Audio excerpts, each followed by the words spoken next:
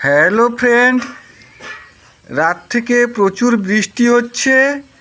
আমি সকালেও উঠে দেখি আমার এই লাল ফুলটা পদ্মটা ফুটে গেছিল। তো এটার অবস্থা কীরকম হয়েছে, বৃষ্টিতে পুরো ঝিমিয়ে গেছে। কত বড় ফুলটা হয়েছিল। আর যেদিনকেই এই লাল ফুলটাই ফুটে আমি দেখেছি প্রায় বৃষ্টি হবেই শিওর। তার বলতে পারছি না এই লাল ফুল ফুটলে কেন বৃষ্টি আসে।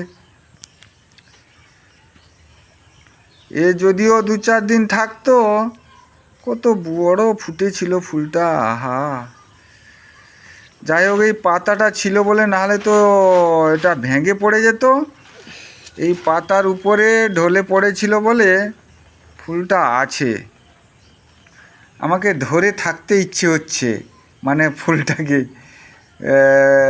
জলটা ঝেড়ে দেওয়ার পরে একটু পাতাটা মানে খোলা খোলা লাগছে। আর এই গ্রিন অ্যাপেল ফুলটাও মানে আর 2-4 দিনের পরে, আহা, এখানে একটা সাদা ফুল ফুটেছিল রাত্রে, এটাও পড়ে গেছে, ভেঙে গেছে গো। আহা,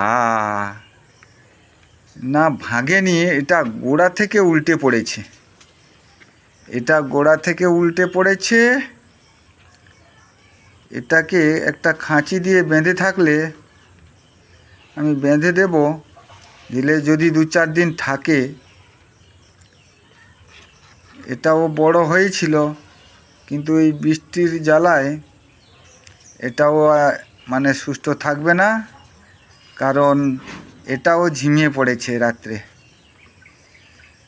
আসলে এ গামলায় ফুলগুলো অনেক ফুটে গেছে, তো এখন লাস্ট হয়ে এসছে।